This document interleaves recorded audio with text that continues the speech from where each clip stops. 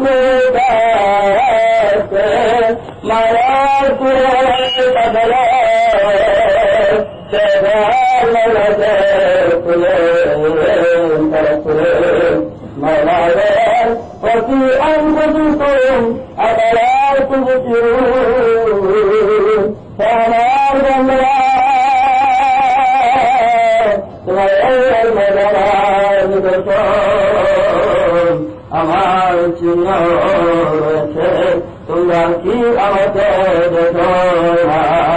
অর্থাৎ খোলার মতো খুলনা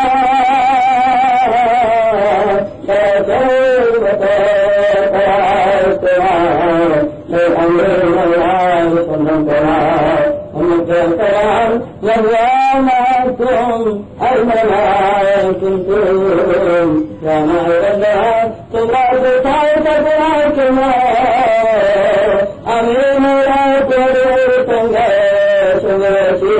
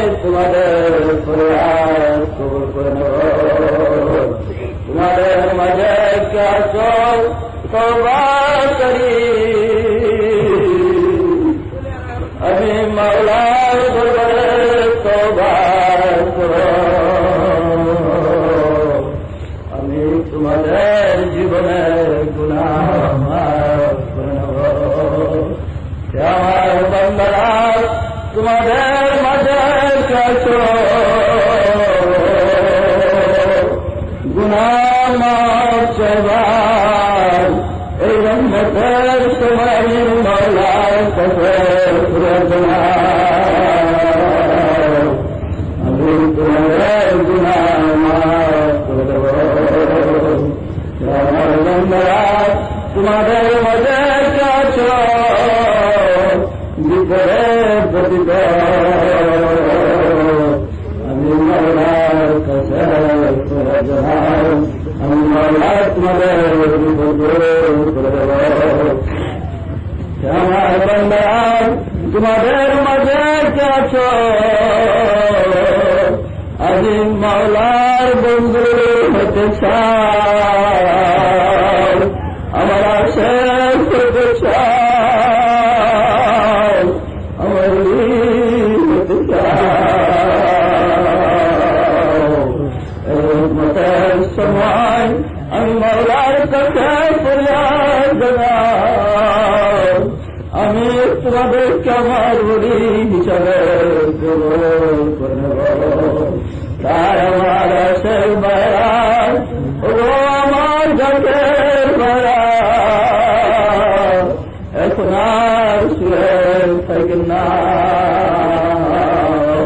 উঠেন উঠেন আমার আপনার মহান দেবী মাওলা আমাদেরকে দয়া করবার জন্য আমাদের প্রতি রহমত নাযিল করার জন্য আমাকে আপনাদেরকে রাখতেছেন তাই উঠেন উঠেন ও আমার যাকে বেড়া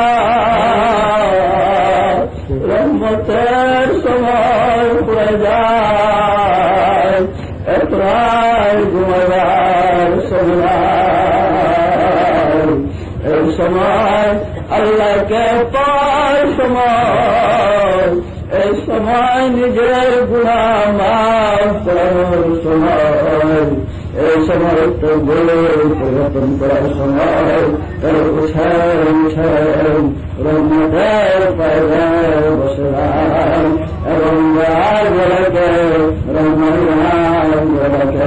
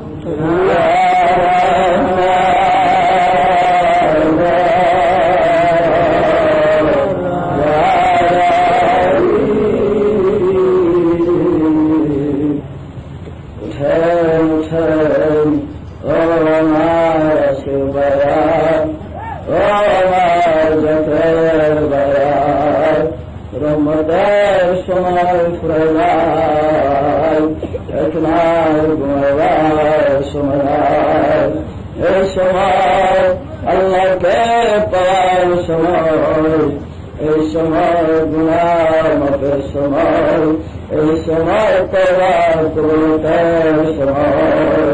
বাবা বাবা এখন আর বিছনায় শুয়ে থাকেন না, এই সময় আল্লাহ তাবারক ওয়া তাআলা বন্দেদেরকে ডেকে আনবে। কুনতুম ইয়া হাবিবি কামতানা আল্লাহ শিকুর মা শিকুরনা কুনতুম ইয়া হাবিবি কামতানা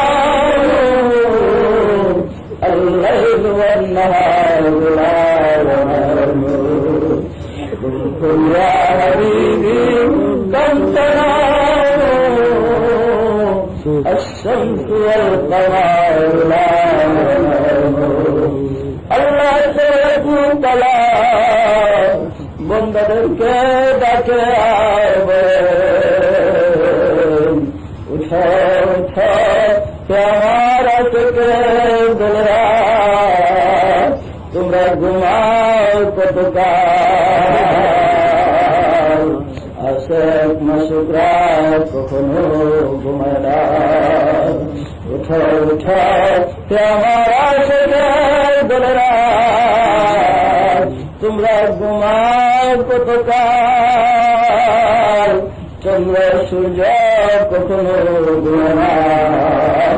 উঠো উঠো আমার আশিকের দোলরা,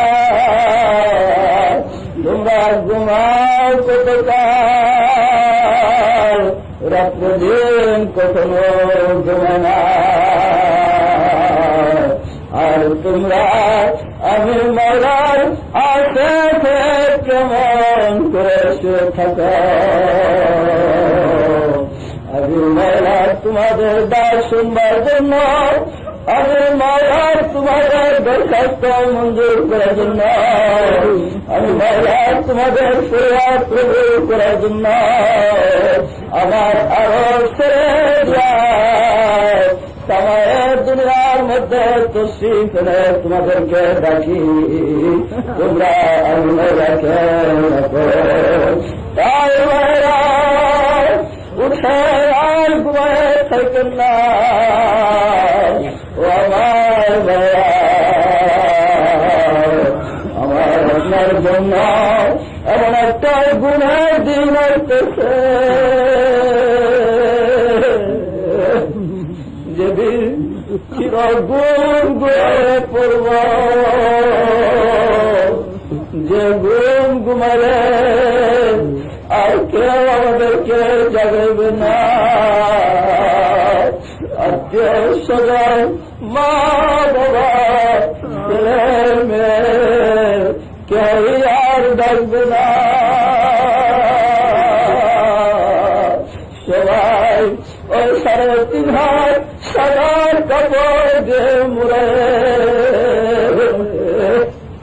উপরে মাছি নিচে মাছি, ডাইনে মাছি বামে মাছি, শুধু মাছির মধ্যে সব যাবে, আর আমাদেরকে কেউ রাখবে না। ও আমার ভাইরা, সে চিরগুণ ঘুমাইবার আগে কি নেবে যাব, ওই কি নিয়ে চিরগুণ ঘুমাইব, তার জন্য দেড় হয়ে যায়, তার জন্য প্রস্তুতি নেন ভাইরা, ওই চিরগুণের জন্য তৈয়ার হবার জন্য, কিছু করার জন্য আরামের বিছনা ছেড়ে, আরামের বিছনা ছেড়ে দেন, দয়াল মোলাকে ডাকেন ভাইরা। ও আমার ভাইরা, যখন আমার আপনার দেহ থেকে রূহ বাহির হয়ে যাবে, তাকে হযরত আজরাইল আলাইহিস সালাম ছিনিয়ে নিয়ে যাবে, তখন আমাদের আর কোন দাবি থাকবে না, তখন আমাদের আর কোন দরখাস্ত মঞ্জুর হবে না। তাই চিরঘুম ঘুমাইবার আগে জাগেন ভাইরা, আর শুয়ে থাকেন না, আর শুইবার সময় না।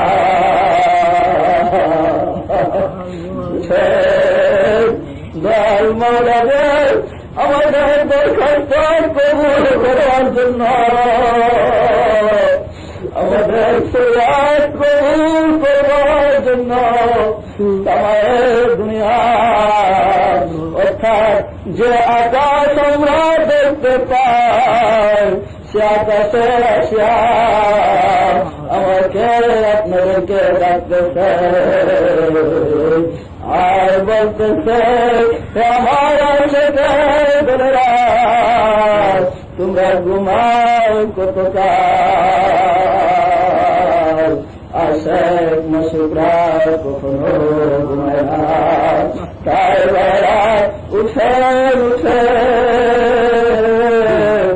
আর ঘুমায় থাকে না, রহমত পড়ে যায়, এখন আর ঘুমাইবার সময় যে যাহারে ভালোবাসে সে তাহারে ভুলে না, যে যাহারে ভালোবাসে সে তাহারে ভুলে না। দমে দমে ডাকো তারে, দমে দমে ডাকো তারে, দম যেন ভুল হয় না, যে যাহারে ভালোবাসে সে তাহারে ভুলে না। আল্লাহ মোদের ভালোবাসে, আল্লাহ মোদের ভালোবাসে, কেন তারে ডাকো না, যে যাহারে ভালোবাসে সে তাহারে ভুলে না। আল্লাহ তারা বন্ধু মোদের, আল্লাহ তারা বন্ধু মোদের, আর কে আছে বলো না, যে যাহারে ভালোবাসে সে তাহারে ভুলে না। দমে দমে ডাকো তারে, দমে দমে ডাকো তারে, দম যেন ভুল হয় না, যে যাহারে ভালোবাসে সে তাহারে ভুলে না। তাই বেলা মওলা আমাদেরকে ভালোবাসেন, মওলা আমাদেরকে প্যার করেন, কেমন করে আমরা থাকি বেলা উঠেন উঠেন মওলাকে পাওয়ার জন্য বসেন। আমি তোমার কদম পাব বলে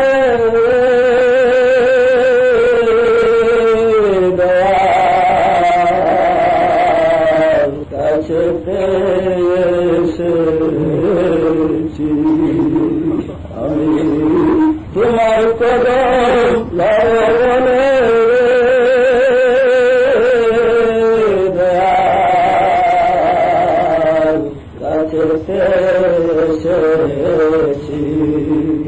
না পাই যদি কদম তোমার আমার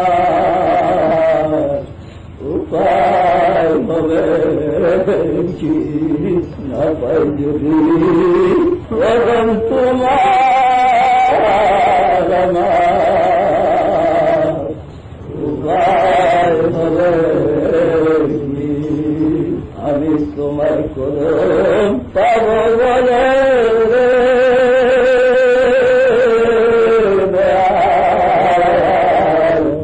কাছে না পাই যদি কদম তোমার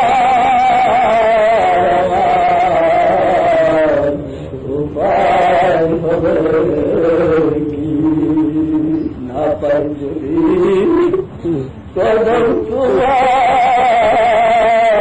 আমার উপায় হবে কি আমি স্বদেশ ছাড়া কলঙ্কিনী দয়াল তোমার আশায় হয়েছি আমি স্বদেশ ছাড়া কলঙ্কিনী বাবা তোমার আশায় হয়েছি মাতা ছেড়ে পিতা ছেড়ে দয়াল তোমার আপন করতে চেয়েছি মাতা ছেড়ে পিতা ছেড়ে দয়াল তোমার আপন করতে চেয়েছি আমার কদম ছাড়া করোনা রে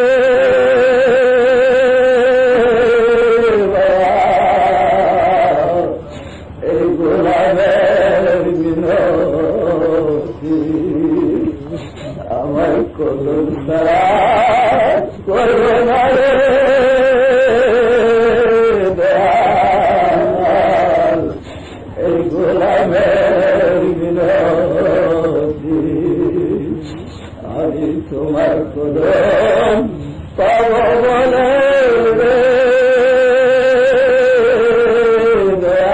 দয়াল কাছেতে এসেছি আমি তোমার কদম পাব বলে বাবা কাছেতে এসেছি না পাই যদি কদম তোমার আমার উপায় হবে কি না পাই যদি কদম তোমার আমার উপায় হবে কি কদম ছাড়া করোনা রে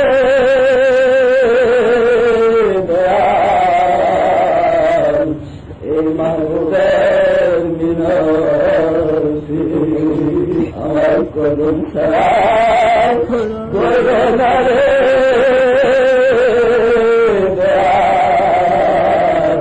এই মাহবুবের মিনতি আমি তোমার কদম পাব বলে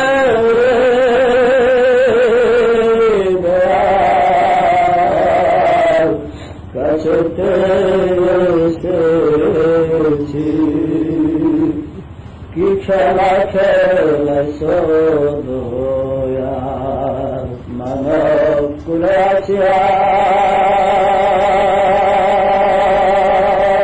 কত মানুষ করলে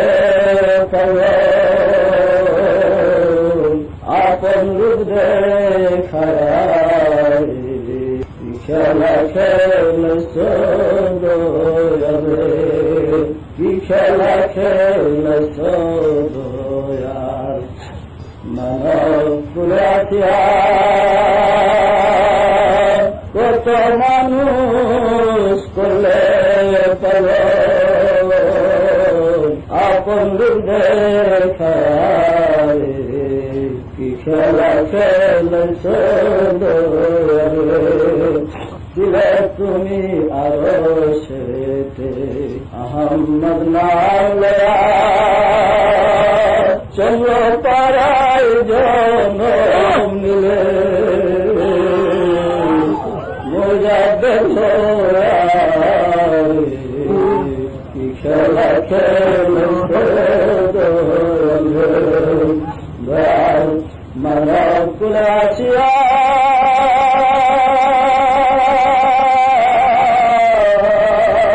কত মানুষ করলে তোমার আপন দেখারে কি খেলা খেলে ছিলে তুমি আরশ আহম্মদ নাম লয়া তোমরা পাড়ায় জনম দিলে মোজাদ্দেদ কি খেলা খেলে তুমি যাকে করছো হেরবান সংসার তেগি ভজ ভসে তোমার দেখিয়ারে খেলা খেলে মানব কুলাসিয়া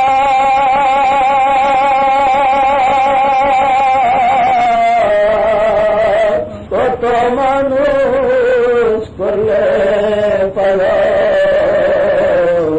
আপন দেখারে কি খেলা খেলে কত পাতি বলা তোমার করম পায়া ওগম মাহবুব বসে আছি তোমার দয়ার জন্তি খেলা খেলে মানব কুলাসিয়া কত মানুষ করলে পর আপন খেলা খেলে কত পাতি বাবা তোমার কদম পায়া কাঙ্গাল মাহবুব বসে আছি তোমার দয়ার নাম খেলা খেলে আর বিস্নায় রহমতের সময় প্রয়ার এখন আর গুণরার সময় আদব বুদ্ধি মহব্বত এবং আল্লাহর সাথে সর্বশেষ আবার আবার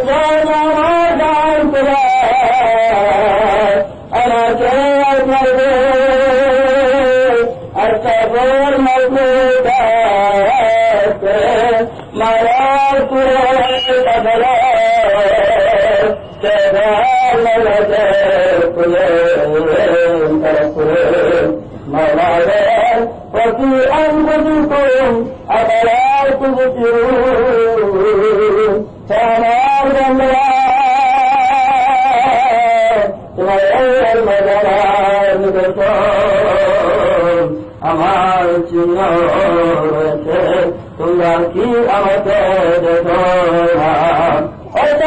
খোলার মতো খুলনা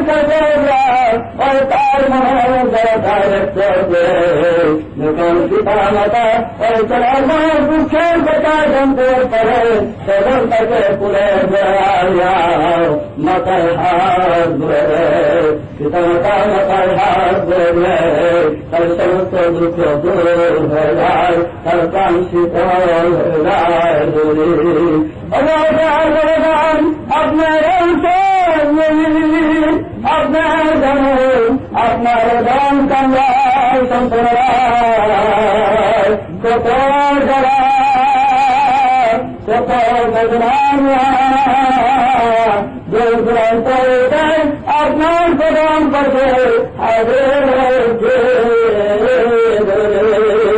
আপনার আপনার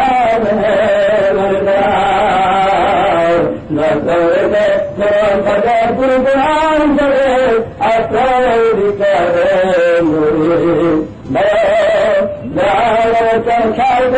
কেমন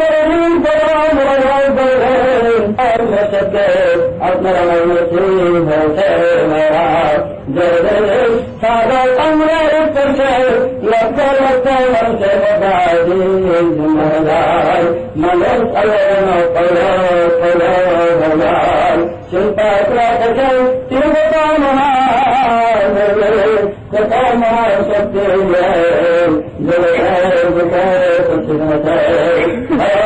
চার করম জঙ্গার পুত্র পশুরায় শুনেছে বিখ্যাত চিন্তা করেছে পানির ভিতর মাথা পর্যন্ত চিন্তা করেছে আমি আপনার মুড়ি ফেরাম সিদ্ধার্থ পর্যন্ত চিন্তা করলাম কেমন মুসিমত বলাম জীবন তাম জগতের জমার মধ্যে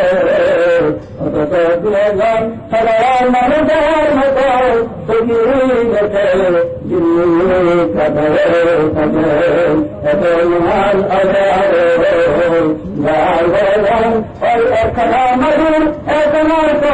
মাটি মাটিতে বাড়ি হাতের মধ্যে মরতাম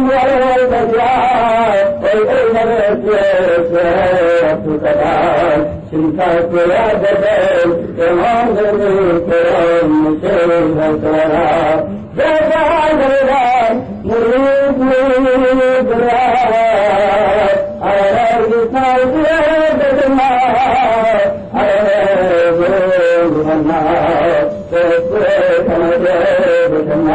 চিন্তা করে দেবেন দিদির বুড়ি ভালোবাসেন একটা বেদনা চাই করেন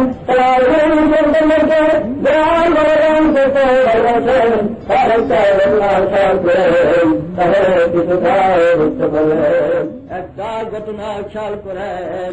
বার আমার মনে নাই কি বার ছিল, তো জোহরের নামাজের শেষের দিকে ইউসুফ মুন্সি নামে হালাদার কান্দির একটা লোক আমার মসজিদের দরবার থেকে 3 মাইল দূরে 1.5-2 মাইল দূরে একটা গ্রাম হালাদার কান্দি, ইউসুফ মুন্সি করে একটা লোকের নাম, এক জাকির। উনি এসে আমার সামনে হুজুর কেবলাকে বলতেছিলেন যে বাবা আমার স্ত্রীর অবস্থা খুবই খারাপ, বাঁচে কিনা সন্দেহ, চরম অবস্থা, আপনি একটু দয়া করেন, এই বাচ্চা কাচ্চা নিয়ে আমি বুড়া বয়সে কই যাব, আমার স্ত্রীরা যদি মরে যায়, বাচ্চারা ছোট ছোট এই তিনদের কিনে আমি কোথায় যাব, আপনি একটু দয়া করেন। তো হুজুর বললেন, ওই জবাবটাই ভেবে দিলেন, যান মিয়া পাকশালে গিয়া খাওয়া দাওয়া করে যান।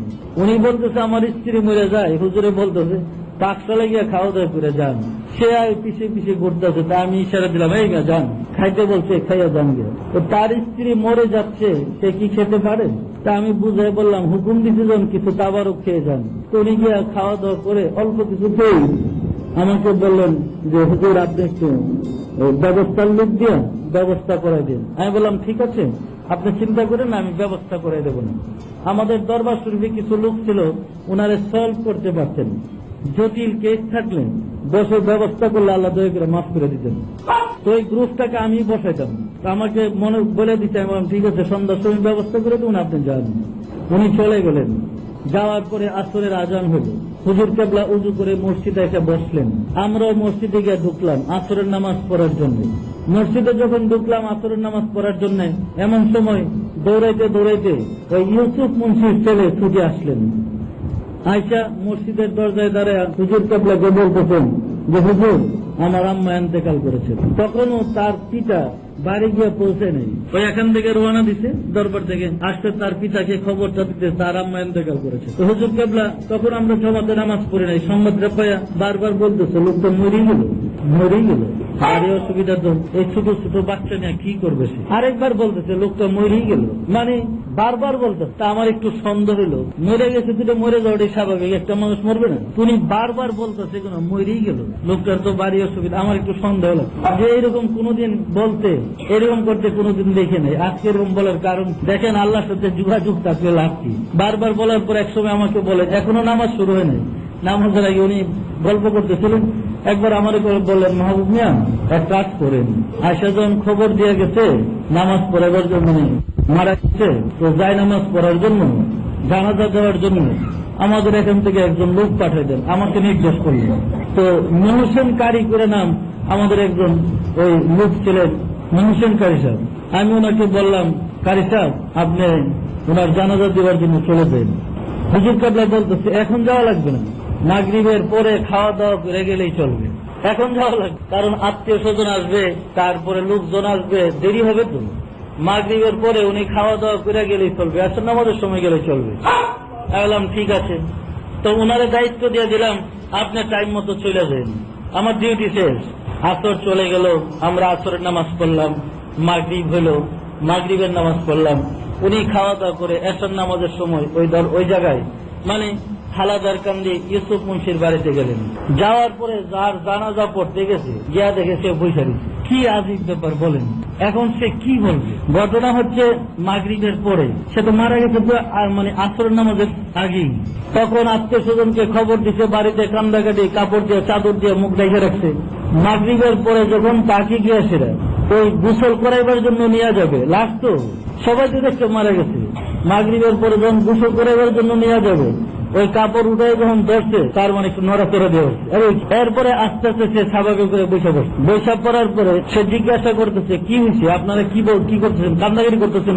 সবাই কান্দতেছে তো, সে জানতে চায় এইভাবে কান্নাকাটি হচ্ছে কেন, কি হয়েছে? তো সবাই মানে ওনাকে দেখে মানে ভূত দেখার মতো ভয় পাওয়ার অবস্থা। প্রশ্ন করার পরে বললো যে আমরা তো তোমার গোসলের জন্য প্রস্তুত হচ্ছে, তুমি তো মারা গেছো আসরের আগে, এখন আবার একদম সুস্থ, মানে কোনো অসুখ নাই, স্বাভাবিক কথা বলতে। যখন বারবার অনেকে করার পরে মানে প্রথম ভয় পেয়ে গেছে, এরপরে সবাই যখন এরকম কান্নাকাটি করতেছে দেখে তখন সে জমান করে মানে খোলামেলা বলতেছে যে কিছুক্ষণ আগে আমার মুর্শিদ পিরানে পীর দস্তগীর সুলতানুল মাশায়েখ সুলতানিয়া মুজাদ্দাদিয়া তরিকার ইমাম হুজুর এসে আমার সামনে দাঁড়ালেন। আমার এই কাফনের কাপড় অর্থাৎ চাদর থেকে টান দিয়ে সরাই দিয়ে বলে তোমার এই অবস্থা, তোমার এই ছোট বাচ্চাদের কি অবস্থা হবে? আমি দেখলাম উনি এসে আমাকে ঘুম থেকে ডাকতে উঠিয়ে দিলেন। আগে বলেন আল্লাহর সাথে যোগাযোগ থাকলে কি করা যায়? সত্যি সত্যি কারি সাহেব জানাজা পড়তে গিয়ে দেখে সে সুস্থ, হাঁটতেছে, কথা বলতেছে, মানুষের সাথে গল্প করতেছে। উনি আইসা আমাকে জানালেন ঘটনা। আমি বললাম যে আপনি আমাদের এখানে সিস্টেম মেয়ে লোক আমাদের সামনে আসার নিয়ম নেই। ওই মহিলা আসতে পরে আমি বেশি মানে পেরেশান হয়ে গেলাম, জানার জন্য বেশি আগ্রহ হয়ে পড়লাম। আর আসলে ঘটনাটা কি, পর্দার আড়ালে তাকে রেখে আমি এই পাশে আমার স্ত্রীর সামনে আমি দন জিজ্ঞাসা করতেছি কি লাশ আবার এসে পড়ছিনি আমাদের বাড়িতে, আমি এইভাবে প্রশ্নটা করলাম। তখন সে হু হু করে কাঁদতেছে, বললেন আমাদের মরতে দিলেন কোথায়? মরে তো গেছিলাম, তারপরে ভালো হলেন কেমনি? তখন সে কাঁদতেছে আর বলতেছে যে বাবা জান গিয়ে আমাকে দৌড়ে টান্দা নিয়ে আসলেন আর বললেন তোমার এই ছোট বাচ্চাদের কি অবস্থা হবে? উঠে আল্লাহর সাথে যোগাযোগ থাকলে দেখেন লাভটা কি। সুতরাং দেখেন আমার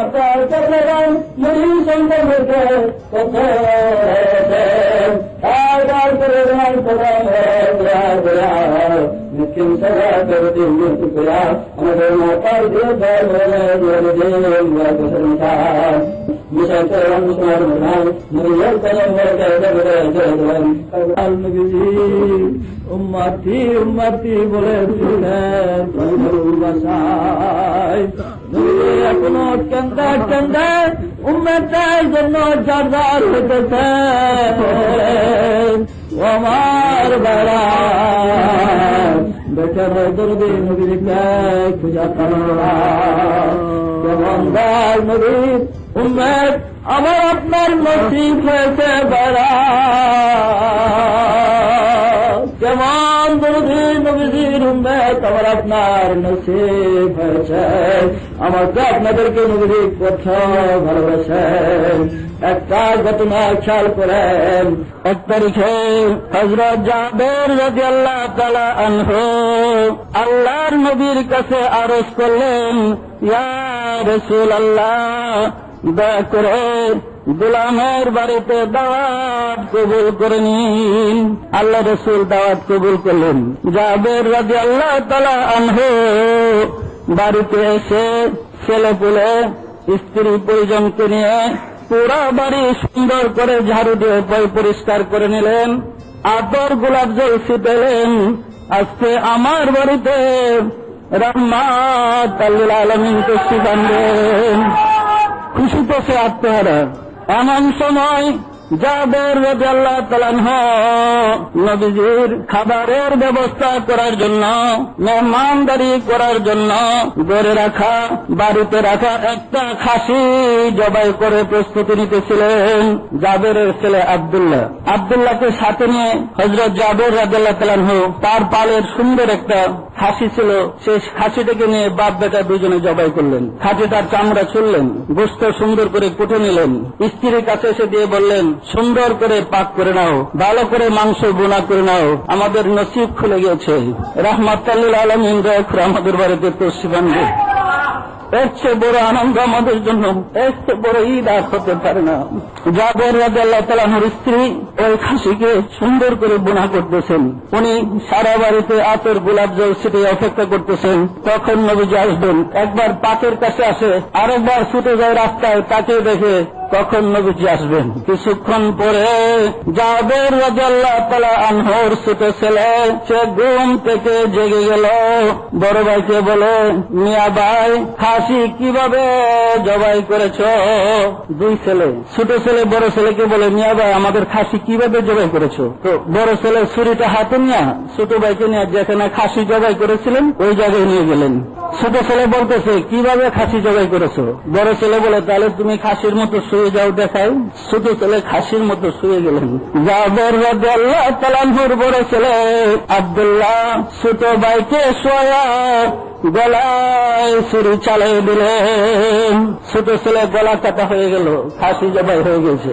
যখন দেখলেন তার ভাই ছটফট করে চোখের সামনে মারা গেছে, বড় ছেলে ভয়ে আতঙ্কিত হয়ে ছুটে গিয়ে খেজুর গাছের চূড়ায় লুকায় দিলেন। হযরত জাবের রাদিয়াল্লাহু তাআলা আনহু ছুটে গেলেন রাস্তায়, নবীজি আসতেছে কি না তাকে দেখে। এখনো নবীজি আসেন নাই। আসলেন বাড়িতে, গেলেন যেখানে খাসি জবাই করতেন সেখানে, ছেলেদেরকে দেখে না, গিয়ে দেখে গলা কাটা অবস্থায় ছোট ছেলে পড়েছে। জাবের রাদিয়াল্লাহু তাআলা আনহু গলা কাটা অবস্থায় ছোট ছেলেকে কোলে তুলে নিয়ে আসলেন। স্ত্রীর কাছে এসে বাচ্চাকে তুলে দিয়ে বললেন, ও আমার স্ত্রী, আমাদের বলন্দ নসিব, আমাদের জন্য আজকে সবচেয়ে বড় ঈদ, আমাদের বাড়িতে রাহমাতাল লিল আলামিন তশরিফ আনতেছে। এই কথা বললেন আর ছেলেটাকে সামনে দেখালেন। জাবের রাদিয়াল্লাহু তাআলা আনহুর স্ত্রী পাক রেখে দিয়ে চিৎকার দিয়েছে, জোরে ধরে বলতেছে, আমার কি সর্বনাশ হয়ে গেল, আজকে আমার বাড়িতে ঈদ, এর মধ্যে কি সর্বনাশ হয়ে গেল। তিনি কাঁদতেছেন। এমন সময় জাবের রাদিয়াল্লাহু তাআলা বলেন, ওগো আমার স্ত্রী, আজকে আমাদের দুঃখ করার দিন নয়, আজকে আমাদের আনন্দ করার দিন। যার নূরে সমগ্র মাখলুকাত সৃষ্টি, সে রাহমাতাল লিল আলামিন আমাদের বাড়িতে তশরিফ আনতেছে। আজকে না, আজকে কান্নার দিন নয়। এই ছেলের লাশ পাশে রেখে কম্বলটা ডেকে প্রস্তুতি নাও, সবাই আনন্দ করো, আজকে আনন্দ দিন। জাবের রাদিয়াল্লাহু তাআলা আনহু এবং তার স্ত্রী লাশ কম্বল দিয়ে ডেকে রেখে আনন্দ করতেছিলেন। খুশি আনন্দে আত্মহারা। রাহমাতাল লিল আলামিন আসবেন। এমন সময় জাবের রাদিয়াল্লাহু তাআলা আনহু বড় ছেলে আব্দুল্লাহকে খুঁজতেছিলেন। নবীজি পয়সা পড়তেছে, ছেলে আব্দুল্লাহ কোথায় গেল তাকে নিয়ে নবীজিকে আহলান সাহলান জানাবে। যখন আব্দুল্লাহকে নাম ধরে ডাকলেন, আব্দুল্লাহ ভাবলেন, নিশ্চয় আমার আব্বা আমাকে মেরে ফেলবে। ভয়ে খেজুরের গাছ থেকে লাফ দিয়ে নিচে পড়ে সেও শহীদ হয়ে যায়। জাবের রাদিয়াল্লাহু তাআলা আনহু বড় ছেলের লাশ কুলে করে নিয়ে এসে ছোট ছেলের সাথে শোয়াই দিলেন। স্ত্রী আবার চিৎকার দিয়ে উঠলেন আর কাঁদতে শুরু করলেন। জাবের বলল, ও আমার স্ত্রী, আজকে কেঁদো না, আজকে আমাদের কান্নার দিন নাই, আজকে আমাদের আনন্দ করার দিন। রাহমাতাল লিল আলামিন দয়া করে তশরিফ আনতেছে। স্বামী স্ত্রী লাশটাকে ওই লাশের সাথে শোয়া কম্বল দিয়ে ডাইকে দিলেন আর আনন্দ করতেছে, রাহমাতুল লিল আলামিন আসতেছেন। এমন সময় ছুটে আসলেন, দেখেন উটের পিঠে করে নবীজি তশরিফ আনতেছেন। বাড়িতে আসলেন, আসার পরে জাবের বললেন, ইয়া রাসূলুল্লাহ দয়া করে আসেন, মানে ঘরের ভিতরে নিয়ে যেতে অপেক্ষা করলেন। আসেন ইয়া রাসূলুল্লাহ। নবীজি ওনার ডাইন কদম মুবারক উটের পিঠের থেকে নামাইলেন, ওই দরজার চুকাটের উপরে রাখলেন। বাম কদম নামাইবেন, এমন সময় হযরত জিবরাইল আমিন সামনে এসে দাঁড়ালেন। আল্লাহর ফেরেশতা জিবরাইল আমিন এসে সামনে দাঁড়িয়ে সালাম দিয়ে বললেন, ইয়া রাসূলুল্লাহ, ইয়া হাবিবাল্লাহ, আল্লাহ দয়া করে আপনার কাছে আমাকে পাঠিয়ে দিয়েছেন। ভাই জিব্রাইল, কি সংবাদ? কেন? ইয়া রাসূলুল্লাহ, আল্লাহ বলেছেন আপনি যেন জাবেরের ছেলেদেরকে ছাড়া একা খানা খেতে না বসেন। রাসূল সাল্লাল্লাহু আলাইহি ওয়াসাল্লাম তো শিখছিলেন, বিছনায় খাবার, দস্তরখানা বিছিয়ে দিয়ে খাবার বিছিয়ে দিলেন। হযরত জাবের রাদিয়াল্লাহু তাআলা মেহমানদারি করেন, সামনে খাবার এনে দিলেন, সাহাবারও বসছেন। জাবেরের স্ত্রী এখানে খাবার বেড়ে দিতেছে আর আনন্দে আত্মহারা নবীজি আসছেন। খাবার সামনে দেওয়ার পরে জাবের অনুরোধ করলেন, ইয়া রাসূলুল্লাহ দয়া করে বিসমিল্লাহ করেন। নবীজি বলেন, জাবের তোমার ছেলেরা কোথায়? তাদেরকে ডেকে নিয়ে আসো। জাবের বললেন, ইয়া রাসূলুল্লাহ, ইয়া হাবিবাল্লাহ, আপনি দয়া করে খানা খেয়ে নেন, আমি পরে তাদেরকে ডাকবো। আল্লাহ রাসূল বলেন, জাবের তোমার ছেলেদেরকে ডেকে নিয়ে আসো, একসাথে খাবো।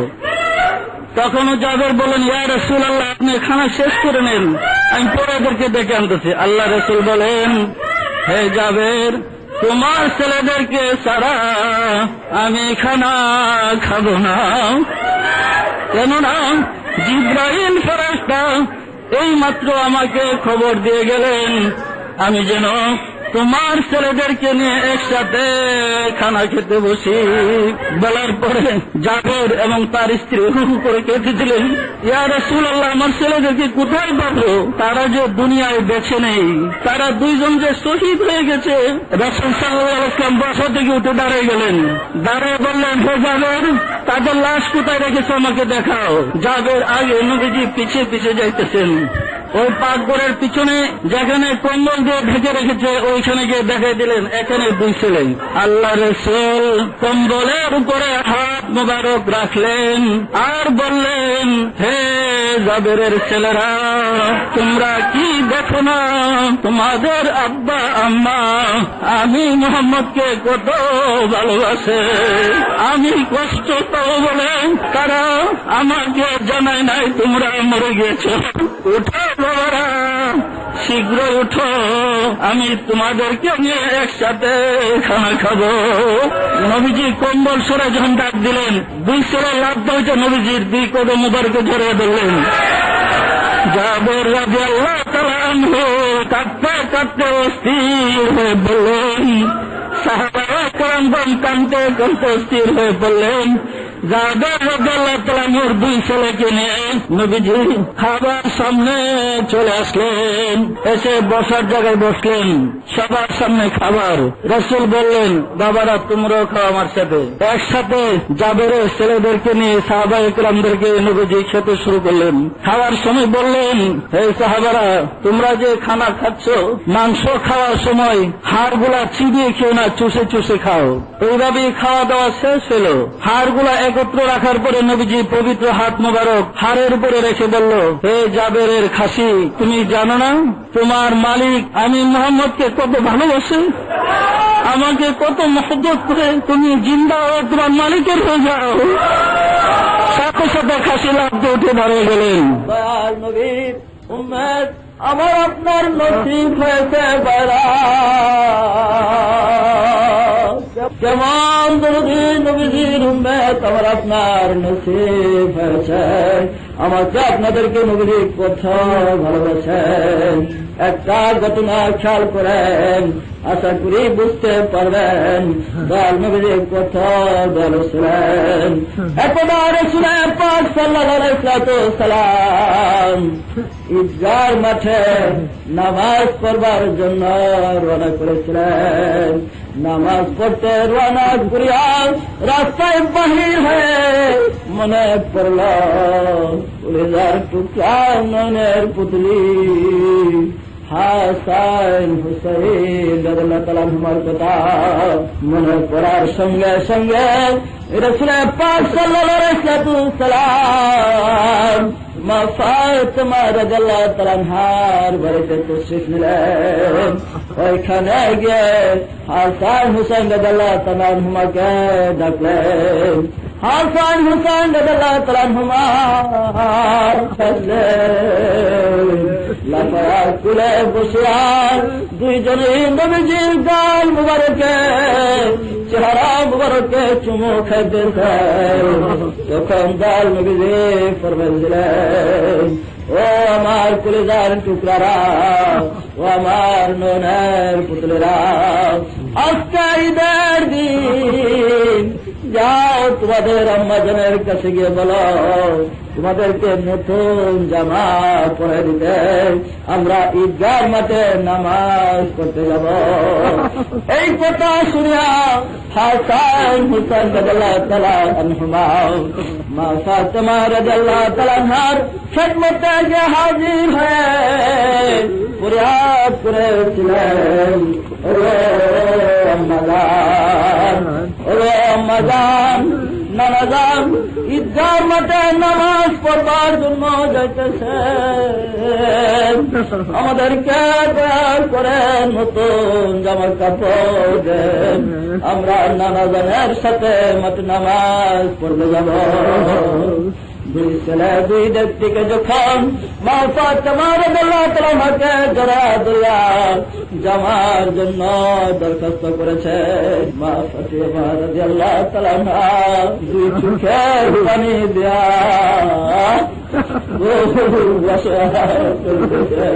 চোখের পানি আছর দিয়ে মুছে আর বলে,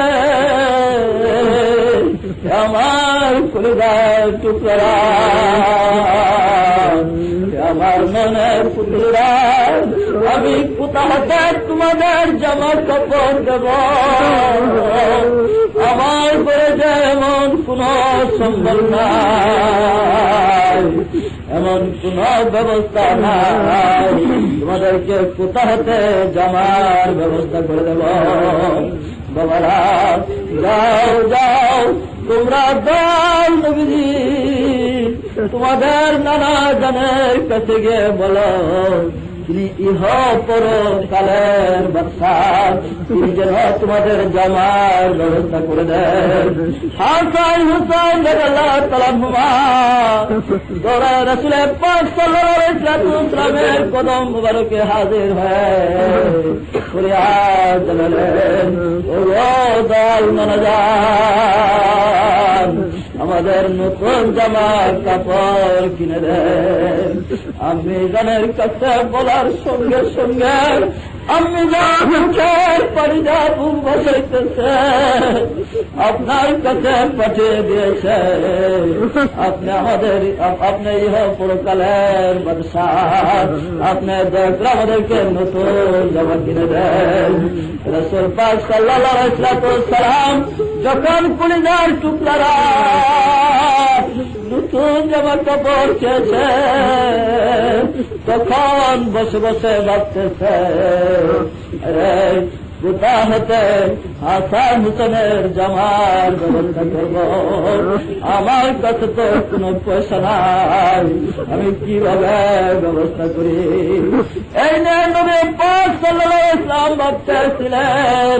এমন সময় হযরত জিবরাইল আলাইহিস সালামকে আল্লাহ তাবারক ওয়া তাআলা পাঠিয়ে দিয়ে বললেন, যাও যাও জিবরাইল, আমার বন্ধু কিসের জন্য চিন্তা করতেছে? আমার বন্ধুকে বলো সে কি চায়।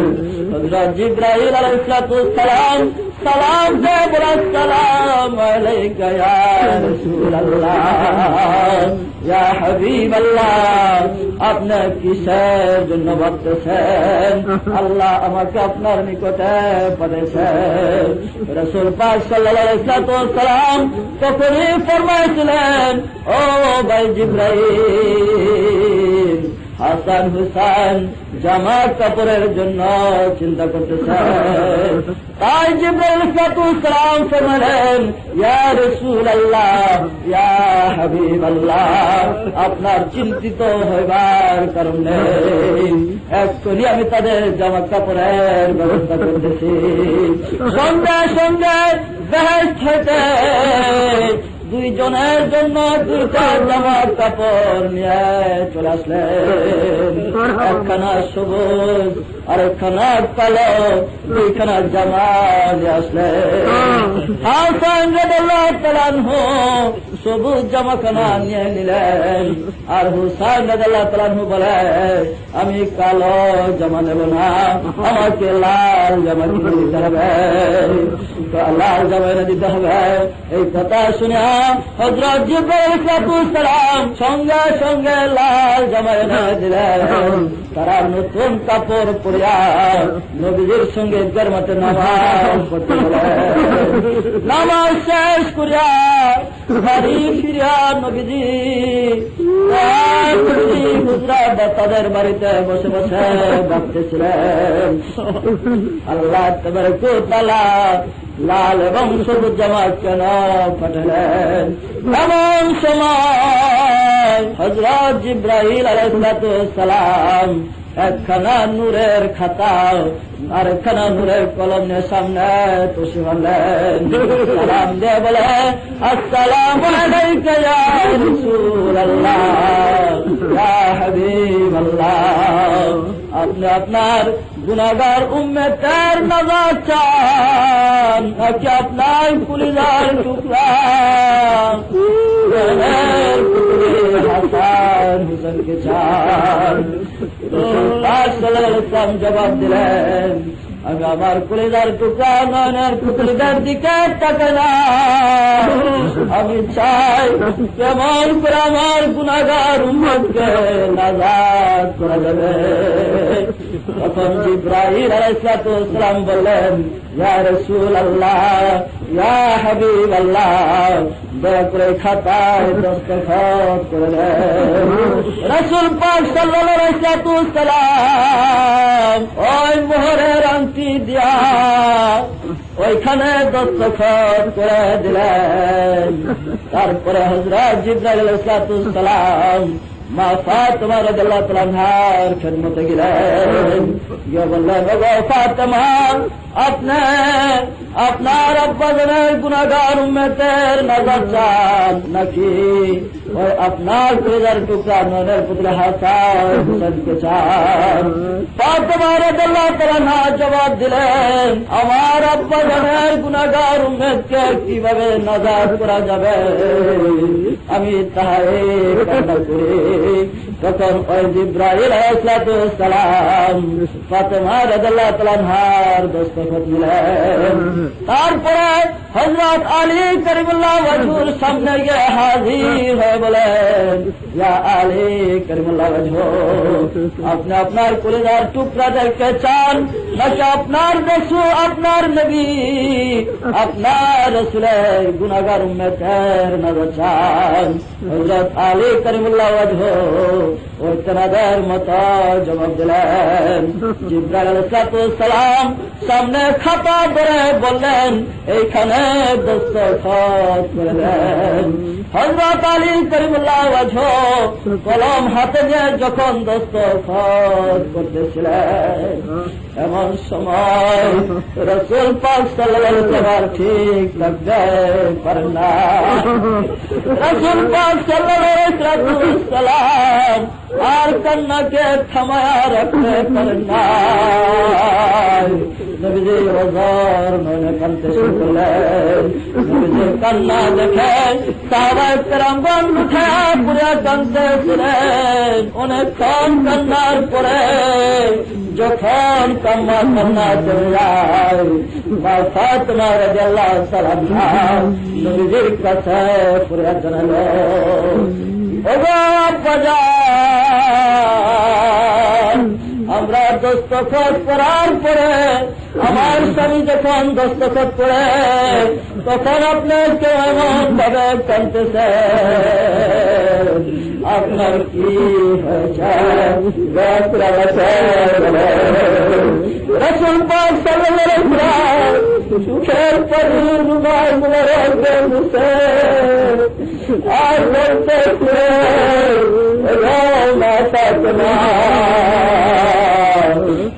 কন্যার কথা শুনতে কন্যার কথা শুনলাম জগতে এমন কোন মা জন্মগ্রহণ করে নাই যে বরদাস্ত করতে পারবে বা তুমি ধৈর্য করতে পারবে না তুমি শুনতেছ না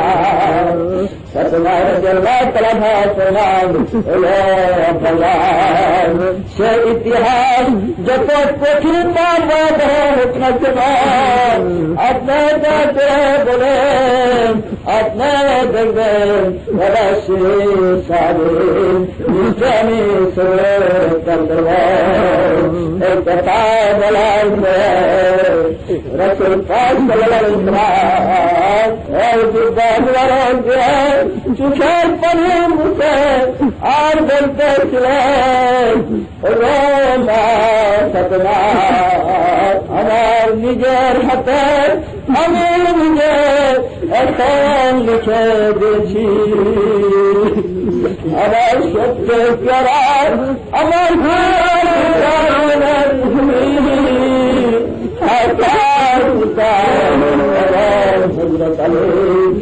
ইমাম বংশকে নিষ্ঠুর ভাবে শহীদ করা হবে ইসলামকে কারবালার প্রান্তরে এবং হাসানকে বীর করবে এবং হযরত আলীকে তীরে ধরার এইভাবে তাদেরকে শহীদ করা হবে নিজের হাতে লিখে দিয়েছি যখন তুমিও লিখে দিলেন তোমার সাথে হযরত আলী লিখতেছিলেন আমার সামনে বেঁচে আসলো আমার মৃত্যুর বাজার ইমাম বংশকে এই কথা আমার সামনে ওই দিন যখন আমার সামনে বেঁচে আসলো আমরা ঠিক করতে পারি না আমার পরিবার টুকরার গলা সংসার বংশার সাথে মাতাকে রেখা জগৎবাসীকে দেখে আমার ঠিক করতে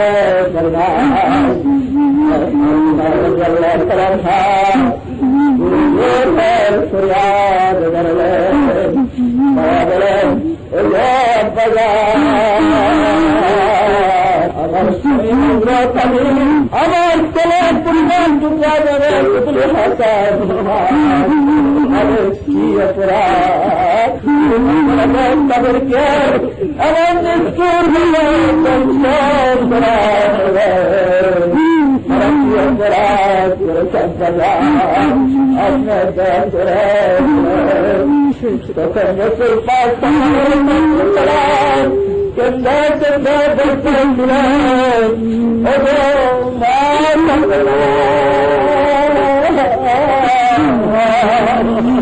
ইমান বর্ষের আমার পরিবার টুকে দেন কোন অপরাধ না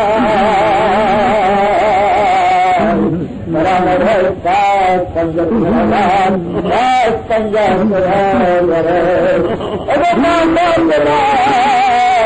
কাল চলতে আমার গুণা মাফ পেলাম আপনার কোন গুণা করব না কোন সিলাম আমার উন্নতের সুপারিশ করব ঠিক সময় হযরত হুসাইন ওই রক্তাক্ত জামাত অবস্থায় গলাগত অবস্থায় হযরত আলী কারিমুল্লাহ শহীদ অবস্থায় আর তার বদলা কলমের শহীদ অবস্থায় আল্লাহর হুজুরে দাঁড়িয়ে যাবে আল্লাহর হুজুরে যখন দাঁড়িয়ে যাবে আমি মুহাম্মদুর রাসূলুল্লাহ সাল্লাল্লাহু আলাইহি ওয়াসাল্লাম আর বলবে আমার গুণাগার মধ্যে জন্য আমার গুনাহগার উম্মতের সুপারিশ করার জন্য, আমার গুনাহগার উম্মতকে মাফ করার জন্য, আমার পরিবার টুকরা বলতে এইভাবে তোমার একটা শহীদ করেছি। তাদের শহীদের বিনিময়ে আমার গুনাহগার উম্মতদেরকে নাজাত করে দাও,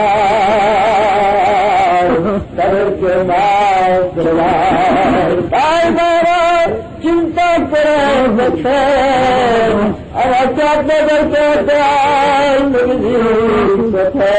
ভালোবাসেন। হাদিস শরীফ আছে রাসূল পাক সাল্লাল্লাহু আলাইহি ওয়াসাল্লাম ফরমায়েছেন, আমার কোন আল্লাহর কোন বান্দা আমার কোন মেয়ে যদি রাসূল পাক সাল্লাল্লাহু আলাইহি ওয়াসাল্লামের কথা স্মরণ করে মাতা পরিবার পানি বাহির করে তার জন্য দুটি করা হারাম হয়ে যায়। আমি আমার সুপারিশ করার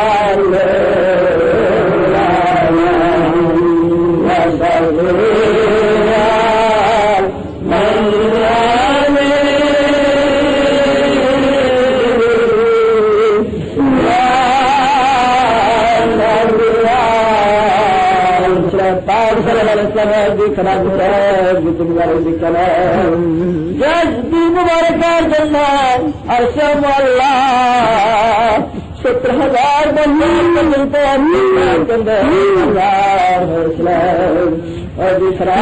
मुबारक दिखना दिलार मता की बुलान और करा दिलार बुलाए बुलान अजमेर काम सजा जुती मुबारक बुलाए बंदे अल्लाह हाजिर है बोलें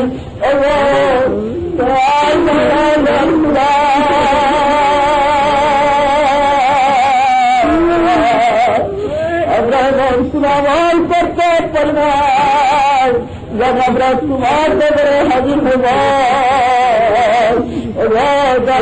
बरसरा तुम्हार दुश्मन बुद्धि जमनार गुजराल करार चुपन कुरान हमरा तुम्हार बड़े शिशि तुम्हार बंधेर बुद्धि আমাদের জীবনের পুরা কথা মাফ করা আমাদেরকে দিনশীল রহমতের ফল দিনরা এগুলো চন্দে চন্দে রাখেন ইয়া আল্লাহ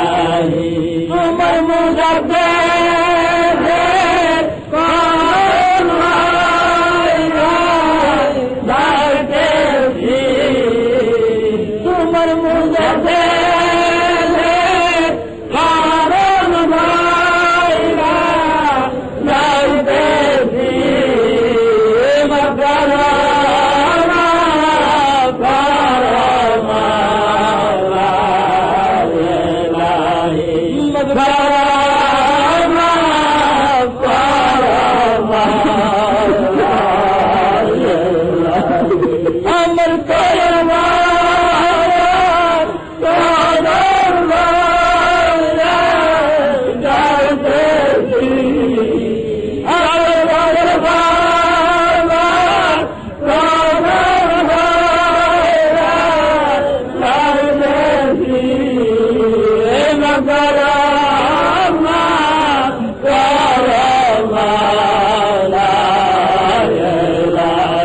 মগরা আমার